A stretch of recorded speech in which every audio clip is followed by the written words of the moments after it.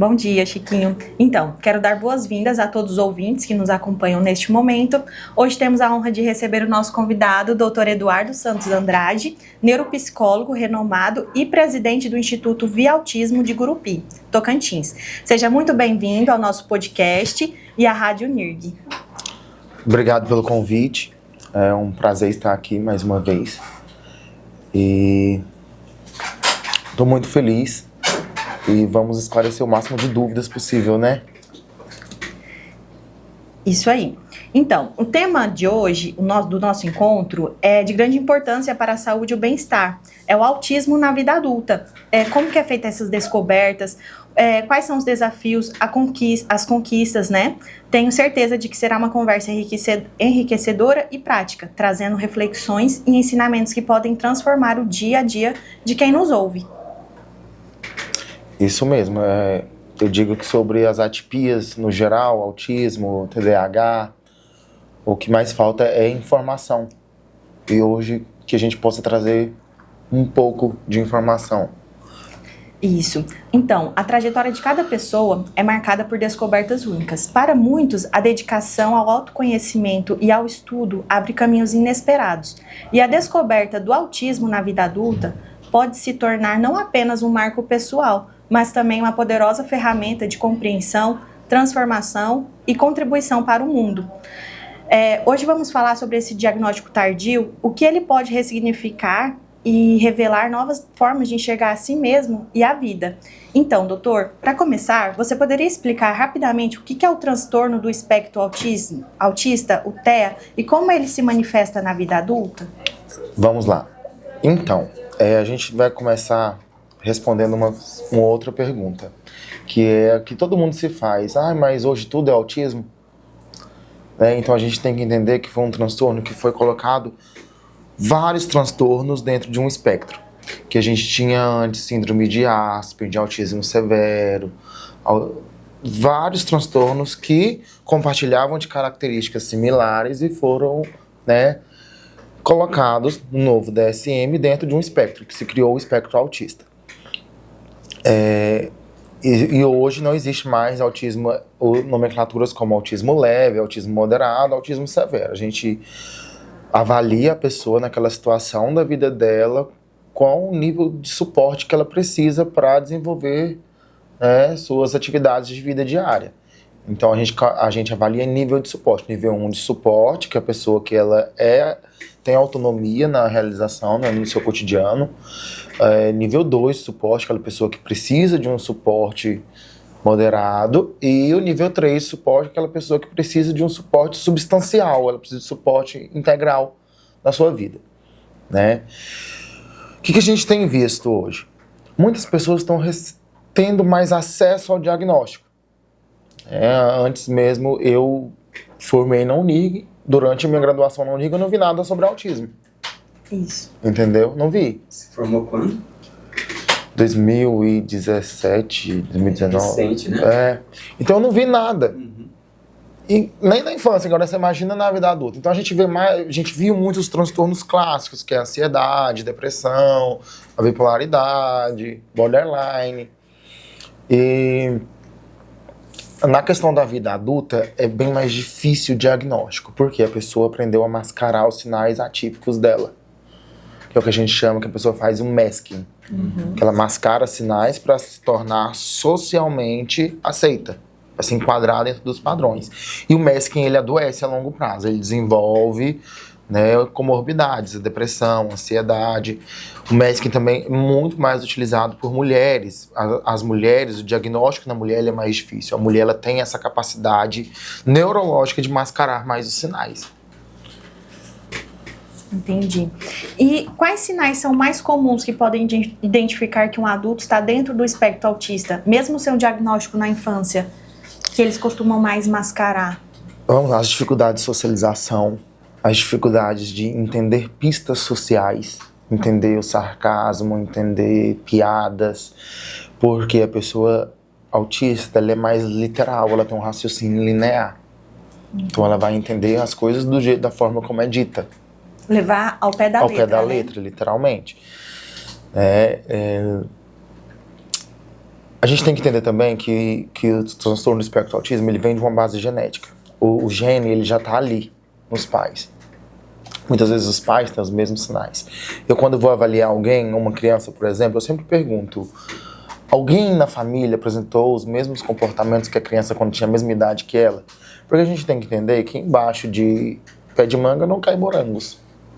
É verdade. Né? E sempre tem. Opa! Né? Mas a gente entender que existe o espectro autista e existe o fenótipo ampliado. Que é o quê? A pessoa ela tem sinais de autismo, mas não o suficiente para se enquadrar dentro do espectro. Vou dar um exemplo aqui.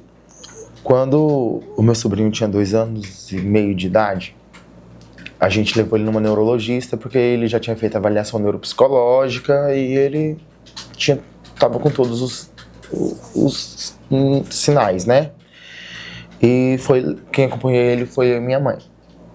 E ela, na consulta com o neurologista, ela ia perguntando sobre os comportamentos dele, mas aí minha mãe ia falando: ah, mas o tio dele fazia a mesma coisa. Ah, mas o tio dele fazia a mesma coisa. Teve um momento que a neurologista falou assim: tá bom, Eduardo, você não acha que é hora também de você procurar uma avaliação? Aí eu falei: não, mas eu já tenho um laudo, né? Eu fazia acompanhamento psiquiátrico, eu tinha um laudo. Só que eu nunca me enquadrei, porque como psicólogo, obviamente, você vai saber o DSM. E eu nunca tinha me enquadrado naquele laudo. Eu tinha um laudo de bipolar tipo 2. Eu falei: mas eu não tenho episódios depressivos, mas tudo bem. E aí fui procurar uma avaliação neuropsicológica, fui atrás de psiquiatra que atendia essas partes das atipias na vida adulta. E foi quando, depois dos 30 anos, a gente chegou a um reenquadramento diagnóstico. Ou seja, você tinha... Isso. Ele falou: o autismo tá aí. Então, assim, aí quando eu falei para as pessoas, algumas pessoas falaram assim: mas o que muda? Pra quê? Essa pergunta que acho que é importante o nosso ouvinte saber. Sabe o que muda? Que tirou um peso das minhas costas. Isso. De repente, eu falei assim: explicou muita coisa. Isso, eu vejo que muita gente, após o diagnóstico, sente até um certo alívio, né? E ao mesmo tempo medo também. Sim, porque acaba que antes eu comecei a diminuir bastante essa questão de mascarar os sinais. Eu falando como experiência de vida mesmo. Eu nunca gostei de ir pra festas, eu ia porque os amigos iam, e aquilo no outro dia era maçante, porque o que a gente chama de shutdown. E após ser exposto a muitos estímulos, no outro dia você tem um desligamento. É como uma ressaca de socialização. É como se fosse um desregulamento, né? Isso, aí você se desliga. Então hoje, quando eu falo, não, eu fico mais atrás, eu fico onde não tem muita gente, eu não gosto de ficar muito perto do barulho, do som, e as pessoas entendem. Pronto, eu não vou me sujeitar mais. Então, assim, isso foi um norte pra mim. As pessoas falam assim: mas você quer os direitos? Que direito? Se a gente tá lutando muito, aí a gente luta pelo Instituto, pela infância, pelos direitos garantidos, principalmente da parte da infância, porque eu já consigo seguir uma vida sem terapias, já tive alta de terapia e tudo. Mas a gente tem que entender que os direitos, eles são lá para quem tá lá na base. No começo. No começo. Entendeu? Para as famílias que não têm condições de custear fonoaudiologia, terapia ocupacional, psicologia. Porque não é qualquer psicólogo que vai atender um autista. Não é especialista. O trabalho da estimulação cognitiva, ele é um trabalho de especialista. Não adianta eu pegar um recém-formado e ele vai atender autista. Não, vai se especializar primeiro. E tem essa questão de, por exemplo, em 2016 pouco se falava, né? E agora se fala muito, mas muita produção, tá tudo muito rápido, né? Sim, é igual. Alguns termos, na hora que a gente acha que tá atualizado, vem alguma pequena mudança, uma alteração, né? Como sim. Acredito que nesse momento que a gente esteja aqui, pode estar sendo publicado algum estudo sobre autismo, porque é igual a gente fala, não há nada certo, né? A gente trabalha hoje muito com hipóteses. Não existe a causa do autismo definida. A gente tem porcentagens, a gente entende que tem uma base genética e a gente entende que tem fatores ambientais que também influenciam. O que acontece? Mas hoje tem mais? Tem mais acesso ao diagnóstico, mas tem mais casos mais visíveis. Porque o que acontece? No decorrer das gerações, o gene estava ali. Ele foi se manifestando de forma gradativa. Então a tendência é ficar mais forte, digamos, mais visível os sinais. Entendeu? Então, e hoje os estudos, né, apontam, vários estudos têm a hipótese do glifosato, que tem aumentado o índice de transtornos do neurodesenvolvimento. O glifosato não fez mal lá para os nossos avós, mas ele estava ali. Eu vejo que tem estudos também que falam que esses corantes artificiais na alimentação também artificiais. O glúten influencia no comportamento da criança, né? Porque a gente tem que entender que o autista, ele tem previsibilidade. Então, assim, eu posso comer arroz todo dia, mas aquele arroz não vai estar com o mesmo gosto todo dia. O salgadinho de pacote vai estar com o mesmo gosto todo dia. A bolacha recheada vai estar com o mesmo gosto todo dia. Isso é previsibilidade. E a gente tem que entender que o glúten, o nosso intestino é o nosso segundo cérebro. Nosso intestino produz mais serotonina que o próprio cérebro. E o glúten, ele não é... Ele é inflamatório, Ele é inflamatório no intestino. Então, assim, a criança, ela fica mais agitada e tudo. Então, precisa fazer toda uma terapia. A terapia, ela vai muito além da psicologia. Ela vem ali numa terapia alimentar, numa fonoaudiologia. Então, assim, é um trabalho em conjunto. E qual o papel da psicoterapia, então, nesse acompanhamento dos adultos com autismo? Então, vamos lá. O papel da psicoterapia vai ser de orientação na vida adulta, né? De sensibilização de muitas coisas, de entendimento. Porque, assim como no meu caso, eu conheço várias pessoas que tiveram reenquadramento, que eram laudadas como bipolar e, no fim das contas, não eram bipolar. Entende? E tiveram esse reenquadramento e com a terapia deixaram de tomar medicações, né? Então a terapia, ela vai estar aí tanto para as pessoas típicas quanto para pessoas atípicas. Ela vai ser um norte. Você vai aprender a lidar com você mesmo e, né, seguir sua vida. Eu sempre digo, não é ideal a pessoa fazer terapia a vida toda. Eu não acho interessante alguém chegar e falar assim, eu tô com um psicólogo, tem 5 anos que eu faço terapia com ele. Poxa, tem 5 anos que tu tá trabalhando num processo de autoconhecimento e até hoje nunca conseguiu. Assim como tem medicamentos que tem que receber alta, a terapia também, né? Também. Eu acho mais bonito a pessoa chegar e falar assim, não, eu fiz terapia há tantos anos e aquele psicólogo é bom, me ajudou bastante. Hoje eu tô de alta. Entendeu? Claro que você vai seguir sua vida, vai acontecer alguma coisa ou outra que você vai precisar voltar ali, mas não é pra ficar pra sempre. Interessante, bem interessante.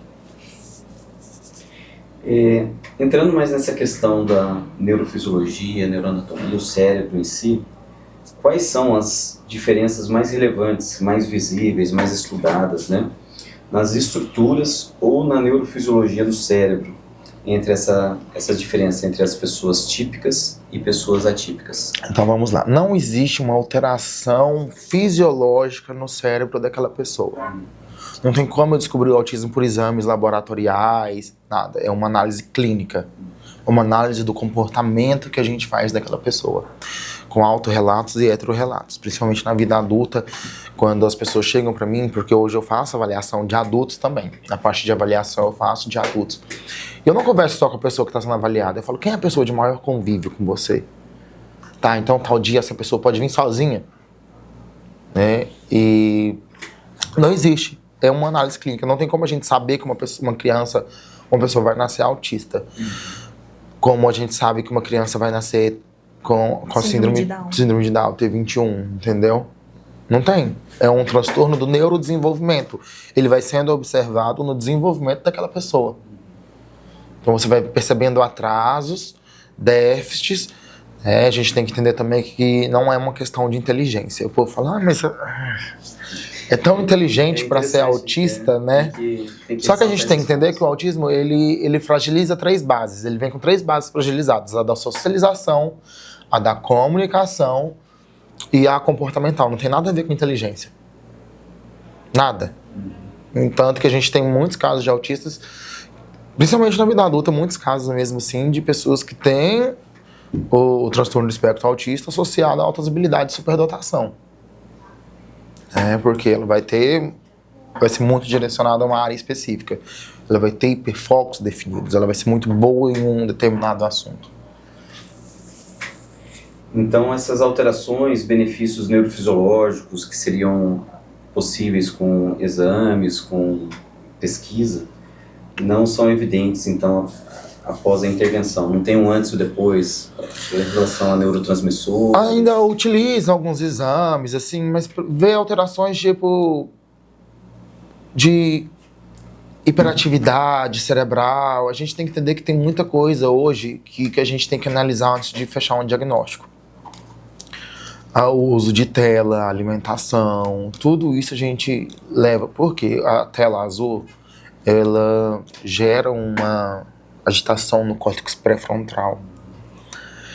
E essa agitação, hoje, é óbvio que uma criança que fica na tela o dia inteiro, ela não vai ser boa no contato visual, no olhar no olho. Ela não vai ser boa na socialização, porque hoje os pais, a maioria, e sua grande maioria, na verdade, eles estão terceirizando a criação dos seus filhos para a tela. E isso vai trazer prejuízos na vida adulta. Essa pessoa, é muito fácil para uma criança controlar a frustração dela ganhando no jogo, mas e no dia a dia? Como é que ela controla a frustração dela? Entende? Como que ela lida com um não? A gente tem que entender que existe uma base ali de vários transtornos que não necessariamente são autistas. Nossa, eu tenho dificuldade com tal tecido, tenho dificuldade com tal textura. Poxa, autismo é um transtorno de processamento sensorial. Porque as telas hoje influenciam, né? Liberam descargas e descargas rapidamente de neurotransmissores e fora que a pessoa não consegue mais se concentrar, né? Por muito tempo. Porque ali a tela te dá uma gama de informação em minutos, em segundos, Sim, né? E informações repetidas. Doutor, eu tenho uma pergunta para você. No relacionamento de trabalho, qual a forma de se comportar? Um colega no ambiente de trabalho com um colega autista, de que forma ele deve se relacionar com a pessoa que tem um transtorno?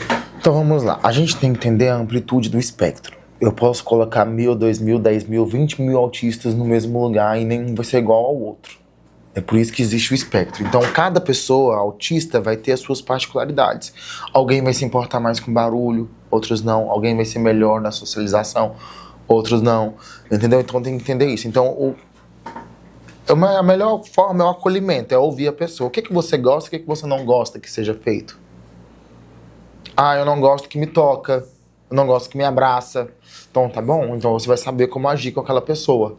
É entender como é o comportamento daquela pessoa, né, e quais são as limitações dela. Entendi.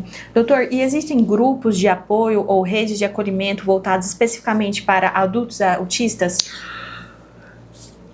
Em Gurupi? Isso. Não. O Instituto hoje ele vem com essa bandeira de acolher as famílias, mas a gente foca muito hoje na parte infantil, que a gente acredita que é a parte mais precária. Então, porque os autistas adultos, eles precisam de entendimento, de terapia e acolhimento. Seria ideal um grupo, mas a gente não tem isso, entende? Porque nunca teve. E muitas vezes na vida adulta, ela vem com o medo do preconceito. Muitas pessoas têm medo, elas entendem, elas se encaixam ali, elas percebem os sinais, mas elas têm medo de ir atrás de um diagnóstico e ter preconceito com isso. Porque tem muita coisa estereotipada em relação ao autismo hoje. A gente tem a visão do autista institucionalizado, aquele autista ali da época de manicômio, entendeu? Autista é doido. Não, a gente tem que entender que o autismo ele não é uma doença, ele é um transtorno. É uma condição que vai estar com aquela pessoa para sempre, que ela tem que aprender a conviver. Assim como a gente aprende a conviver com uma depressão, com uma ansiedade, então é um transtorno. Simples. É uma parte daquela pessoa, é um funcionamento diferente daquela pessoa. Assim como todo mundo tem as suas particularidades, sim, o autista também tem. E sim, temos que aprender a conviver. Justamente, sente mais, é tudo mais, entendeu? E como a família e os amigos podem oferecer esse apoio sem infantilizar o adulto com autismo? Porque eu vejo assim que também eles tentam muito infantilizar, né? Ah, você tem... Isso aí começa a olhar com dó, né? E não precisa ser infantilizar. Gente, a pessoa quando ela é autista adulto funcional, ela muitas vezes não vai querer um tratamento diferente. Ela vai querer que entenda os momentos de particularidade dela. Mas não precisa, né? É um transtorno. Assim como a gente trata uma pessoa com ansiedade, eu trato uma pessoa diferente, de forma infantilizada por ela ter ansiedade ou por ela ter uma depressão? Não. Isso é inclusão. Eu agio naturalmente. Claro que dentro das particularidades. Eu não vou também expor a pessoa a coisas que não são agradáveis a ela. Coisas que vão gerar uma crise. Entendi. Então, doutor, que mensagem você gostaria de compartilhar hoje para os adultos que suspeitam estar no espectro autista, mas ainda não têm o diagnóstico? Gente, procura uma avaliação. Né? Porque a avaliação, ela não é uma sentença. Ela é um ponto de partida para você se entender, para você entender o mundo à sua volta e entender a forma que você enxerga ele. Não é uma forma doente, entende? É um transtorno, a gente convive com transtornos diariamente. Para algumas pessoas de uma forma mais forte, para outras de uma forma mais branda, mas está ali, entende? O diagnóstico, ele não é uma sentença, ele é um ponto de partida, é você tirar o peso das suas costas e se entender e dizer, opa, eu não aceito isso, entende? Você aprender também a colocar limites. Em tudo, no dia a dia, na socialização, em tudo. É se entender e falar, então isso está explicado. Não era porque eu era chato, não, era uma coisa que pertencia a mim, estava aqui, ó, dentro. Entendi. Então, doutor, queremos agradecer imensamente, né, pela sua presença aqui no Neurofrequência, na Rádio NIRG, e pelas reflexões tão valiosas, né, que compartilhou conosco. Tenho certeza de que suas palavras vão inspirar e ajudar muitos dos nossos ouvintes. Muito obrigada. Eu que agradeço a oportunidade de estar aqui. Obrigado mais uma vez. Dizer para os ouvintes que pegaram essa conversa no finalzinho que vai estar disponível no nosso Spotify, Neurofrequência. Acompanhe o Neurofrequência no Instagram, @neurofrequência, e o seu Instagram para o pessoal conhecer um pouco mais. O meu é Eduardo Psicol, de psicólogo, mas só até o L. Ok, obrigado, Chico, muito obrigado pelo espaço, obrigado à Rádio NIRG.